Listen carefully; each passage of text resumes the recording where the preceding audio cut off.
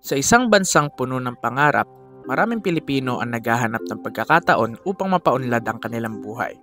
Ngunit, para sa ilan, tila isang malaking hamon na makahanap ng trabaho. Ito ang issue ng unemployment o kawalan ng trabaho. Hi guys, I'm Rick John Paul P. Conde from Bachelor of Secondary Education, major in Social Studies. At samahan nyo akong talakayin ang isa sa mga isyong panlipunan na mayroon ng ating bansa. At ito ay ang unemployment. Pero, ano nga ba ang unemployment? Ang unemployment ay ang kawalan ng hanap buhay ng isang taong nais magtrabaho. Ayon sa National Statistical Coordination Board, ito ay tumutukoy sa mga taong walang trabaho at aktibong naghahanap ng mapapasukan. Ayon sa datos ng Philippine Statistics Authority o PSA, umakyat sa 2.6 million ang mga bilang ng mga Pilipinong walang trabaho noong Enero 2025 mula sa 1.63 million noong Disyembre 2024. Dahil dito, naitala ang unemployment rate sa 4.3% sa pagsisimula ng taon. Ayon sa mga eksperto, maaaring may kinalaman ito sa pagtatapos ng holiday season, kung saan marami ang natapos na kontrata sa mga seasonal jobs. Posible rin itong epekto ng mga pagbabago sa industriya at ekonomiya. May iba't ibang dahilan kung bakit maraming Pilipino ang walang trabaho. Una, kakulangan sa edukasyon.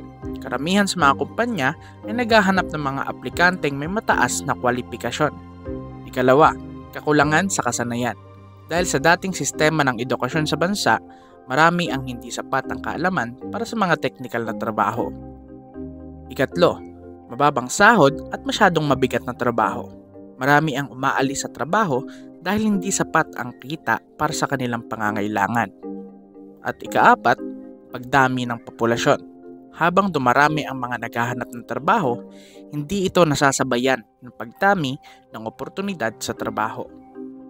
Tumungo naman tayo sa mga epekto ng unemployment. Una, kahirapan. Kapag walang trabaho, walang kita. At kung walang kita, hindi matutustusan ang pangangailangan ng pamilya. Ikalawa, pagdami ng krimen at prostitusyon. Dahil sa desperasyon, ang iba ay napipilitang gumawa ng illegal na gawain upang mabuhay. Ikatlo, pandarayuhan ng lakas paggawa. Maraming Pilipino ang umaalis ng bansa upang maghanap ng mas magandang oportunidad.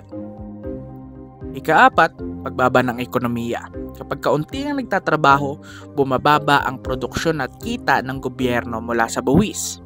Pero, ano nga ba ang ginagawa ng pamahalaan upang labanan ang unemployment? Narito ang iba't ibang programa. Una, DOLE programs tulad ng TUPAD para sa pansamantalang hanap buhay at Jumpstart Philippines para sa mga kabataan.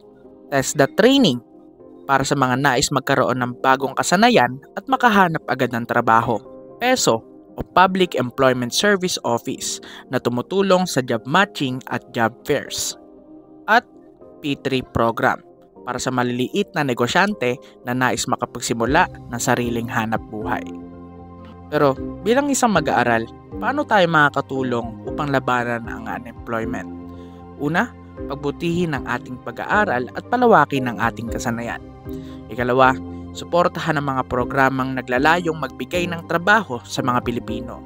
At ikatlo, hikayatin ang ating mga kapwa mag-aaral na patuloy na magsumikap upang magkaroon ng magandang kinabukasan. Unemployment ay isang hamon. Ngunit sa pagkakaisa at pagsisikap, kaya nating bumuo ng isang lipunang may mas maraming oportunidad para sa lahat.